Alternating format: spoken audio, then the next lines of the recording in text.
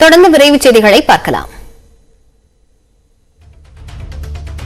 ட்விட்டரில் இந்திய பிரதமர் நரேந்திர மோடியை எலான் மஸ்க் பின்தொடர்கிறார். கடந்த ஆண்டு அக்டோபர் மாதம் எலான் மஸ்க் ட்விட்டர் நிறுவனத்தை வாங்கினார். அதன் பிறகு ட்விட்டரில் அவரை பின்தொடரும் நபர்களின் எண்ணிக்கை சுமார் 13 கோடியாக அதிகரித்தது. ஆனால் எலான் மஸ்க் உலகம் முழுவதிலுமிருந்து வெறும் 195 பேரை மட்டுமே பின்தொடர்கிறார். அதில் பிரதமர் நரேந்திர மோடியும் இடம்பெற்றுள்ளார். இந்நிலையில் திடீரென்று பிரதமரை எலான் மஸ்க் பின்தொடர வேண்டிய தேவை என்ன என்று இணையவாசிகள் விவாதத்தில் ஈடுபட்டுள்ளனர். குறிப்பாக இந்தியாவில் டெஸ்லா நிறுவனம் வரவுள்ளதா என்று ட்விட்டர் பயனாளர்கள் தங்கள் எதிர்பார்ப்பை வெளிப்படுத்தியுள்ளனர். சத்தீஸ்கர் மாநிலம் பெமேதாரா மாவட்டத்தில் பிரன்பூர் பகுதியில் இரு சமூகத்தினரிடையே நடைபெற்ற கலவரத்தை கண்டித்து முழு அடைப்பு போராட்டம் நடைபெற்றது. பொதுமக்களின் இயல்பு வாழ்க்கை சில இடங்களில் பாதிக்கப்பட்டது. பள்ளிகள் மற்றும் அத்தியாவசிய பொருட்களின் கடைகள் வழக்கம் போல இயங்கின. ஆனால் பெரும்பாலான கடைகள் அடைக்கப்பட்டிருந்தன. விஸ்வ இந்து பரிஷத் மற்றும் பாஜகவினர் சாலைகளில் திடீரென சென்று திறந்திருந்த கடைகளை மூடும்படி கேட்டுக் கொண்டனர். பட்டோகோன் பகுதியில் மட்டும் ஓரிடத்தில் பேருந்து மீது கல்வீச்சு சம்பவம் பதிவானது.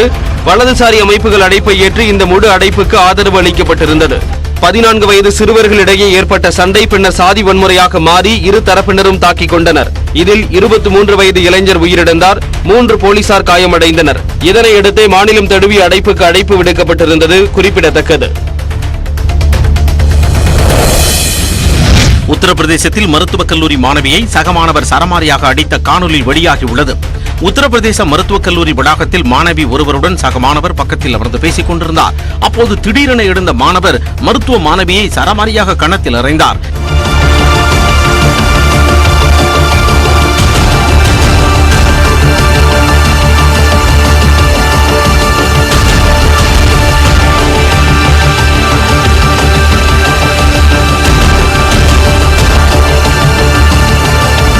இந்த காணொளி பலரின் கவனத்தை பெற்ற நிலையில் மொராதாபாத் காவல்துறையினர் வழக்கு பதிவு செய்து விசாரணையை தொடங்கியுள்ளனர். சிறுவன் ஒருவனின் உதட்டில் முத்தமிட்டதற்காக பிரபல புத்தமத தலைவரான தலாய் லாமா மன்னிப்பு கோரியுள்ளார். அண்மையில் நடந்த நிகழ்ச்சி ஒன்றில் பங்கேற்ற சிறுவனுடன் தலாய் லாமா விளையாடியுள்ளார்.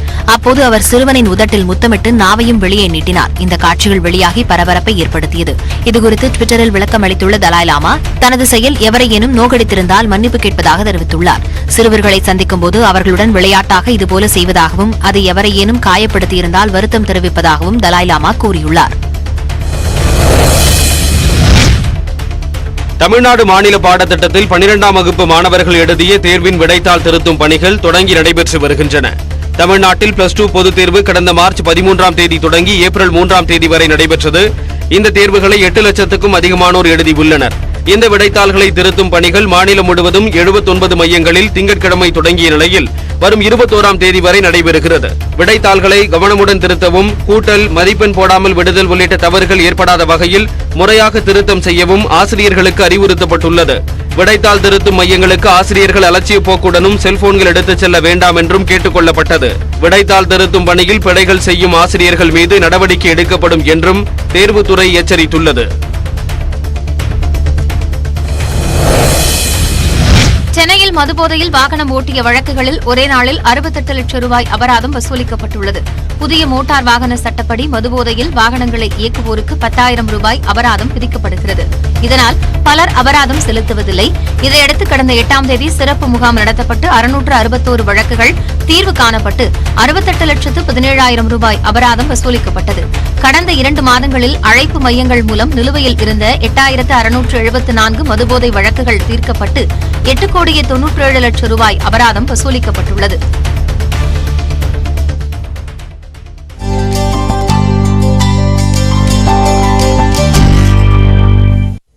தொடர்ந்து நம்ம ஊர் செய்திகளை பார்க்கலாம். அரிய வகை முகச்சிதைவு நோயால் பாதிக்கப்பட்டு குணமடைந்த திருவள்ளூர் சிறுமி டானியாவின் கல்விச் செலவை திமுக நிர்வாகிகள் ஏற்றுக்கொண்டுள்ளனர். ஆவடியை அடுத்த மோரை ஸ்ரீவாரி பகுதியைச் சேர்ந்த டானியா அரிய வகை முகச்சிதைவு நோயால் பாதிக்கப்பட்டிருந்தார். தனக்கு உதவுமாறு முதலமைச்சருக்கு டானியா கோரிக்கை விடுத்திருந்தார். அதனையடுத்து முதலமைச்சரின் உத்தரவுப்படி சிறுமிக்கு துரிதமாக சிகிச்சைகள் தரப்பட்டன.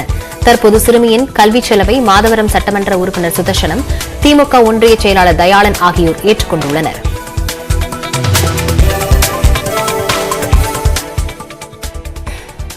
படிப்பு செலவு பற்றி மற்ற செலவுகள் பற்றி நாங்கள் எப்போதுமே அந்த குடும்பத்தை நாங்கள் தத்து எடுத்துக் கொண்டிருக்கிறோம். நம்முடைய தலைவர் அவர்களுடைய மாண்பு முதல்வர் அவர்களுடைய ஆலோசனைப்படி அறிவுரையின்படி நாங்கள் தத்து எடுத்துக் கொண்டிருக்கிறோம். ராணிப்பேட்டை மாவட்டம் நெமிலி அருகே அரசு ஆரம்ப பள்ளிக்கு புதிய கட்டடம் கட்டித்தராததை கண்டித்து மாணவ மாணவியருடன் பெற்றோர் சாலை மறியலில் ஈடுபட்டனர். கீழ்வீதி கிராமத்தில் உள்ள தொடக்கப்பள்ளியின் கட்டடம் பழுதடைந்ததால் 2021 இடிக்கப்பட்டது. தற்போது வாடகை வீடு ஒன்றில் வகுப்புகள் நடந்து வருகின்றன. பள்ளிக்கு புதிதாக கட்டடம் கட்ட 40 லட்சம் ரூபாய் ஒதுக்கீடு செய்யப்பட்டதாக கூறப்படும் நிலையில் அதற்கான வேலைகள் எதுவும் நடைபெறவில்லை என பெற்றோர்கள் குற்றம் சாட்டுகின்றனர். இதனை கண்டித்து மாணவியருடன் சாலை மறியலில் ஈடுபட்டனர். காவல் அதிகாரிகள் பேச்சுவார்த்தை நடத்தியதை அடுத்து போராட்டக்காரர்கள் கலைந்து சென்றனர்.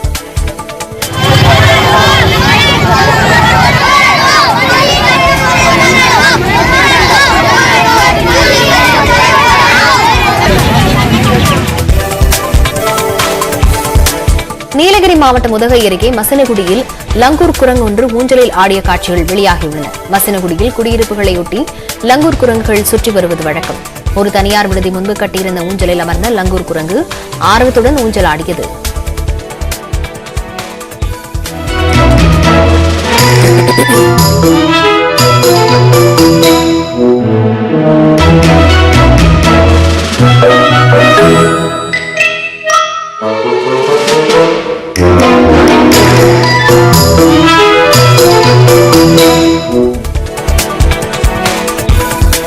மயிலாடுதுறை மாவட்டம் சீர்காழி அருகே தேனீ கொட்டியதில் முதியவர் உயிரிழந்தார். வழுதலைக்குடியைச் சேர்ந்த ராஜேந்திரன் தனது வீட்டின் அருகே உள்ள புளிய மரத்தில் பழம் பறித்துள்ளார். அப்போது அங்கு கூடு கட்டியிருந்த மலை தேனீக்கள் ராஜேந்திரனை கொட்டியுள்ளன. சாலையில் நடந்து சென்றவர்கள், வீட்டு வாசலில் இருந்தவர்கள் என ஊரில் இருந்தவர்களை தேனீக்கள் கொட்டியுள்ளன. இதில் 12 பேர் காயமடைந்தனர். 8 பேர் சிகிச்சை முடிந்து வீடு திரும்பினர். முதியவர் ரங்கநாதன் மரணமடைந்தார். சிவகங்கை மாவட்டம் காரைக்குடி அருகே சங்கராபுரம் ஊராட்சியில் 3 மாதமாக சம்பளம் வழங்க துணைத் தலைவர் ஒத்துழைப்பு வழங்கவில்லை என குற்றம் சாட்டி தூய்மை பணியாளர்கள் அவரை முற்றுகையிட்டனர். சங்கராபுரம் ஊராட்சி மன்ற தலைவராக தேவி மாங்குடி உச்சநீதிமன்ற உத்தரவுப்படி பொறுப்பேற்றார். ஆனால் தேவியை உச்சநீதிமன்றம் பொறுப்பேற்க சொல்லவில்லை என கூறி துணைத் தலைவர் பாண்டியராஜன் ஊதிய காசோலையில் கையெழுத்திடாமல் உள்ளார். இதனால் தூய்மை பணியாளர்கள் 93 பேர் உட்பட 125 பேருக்கு 3 மாதங்களாக ஊதியம் வழங்கப்படவில்லை. மயிலாடுதுறை மாவட்ட வீட்டு வசதி துணை பதிவாளரை கண்டித்து அரசு கூட்டுறவு ஊழியர் சங்கத்தினர் ஆர்ப்பாட்டத்தில் ஈடுபட்டனர். அலுவலகத்தில் பணியாற்றும் ஊழியர்களை தரக்குறைவாகவும் கண்ணியமற்ற முறையிலும் பேசி இழிவுபடுத்துவதாக வீட்டு வசதி துணை பதிவாளர் உமாதேவி மீது குற்றம் சாட்டியுள்ளனர். உமாதேவியை பணிநீக்கம் செய்ய வலியுறுத்தி கண்டன முழக்கங்கள் எழுப்பி ஆர்ப்பாட்டத்தில் ஈடுபட்டனர். வெற்றி பெறுவோம் ஊழியர் விரோத போக்கினை கடைபிடிக்கும் உமாதேவியை கண்டிக்கின்றோம்.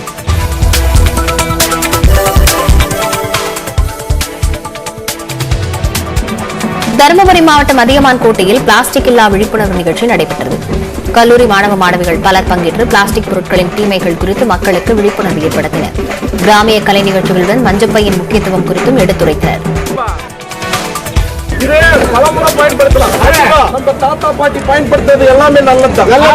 ஆமா, இதை பயன்படுத்தணும்னா எந்த ஒரு பிரச்சனையும் கிடையாது. ஆனா வாழ்க்கையில ஒரே ஒரு முறை 20 நிமிஷம் பயன்படுத்தக்கூடிய பிளாஸ்டிக் தூக்கி எறிஞ்சு அடுத்த தலைமுறை வாழ்வதற்கான இருக்கக்கூடிய சூழல்லாம் அழிச்சிடாதீங்க.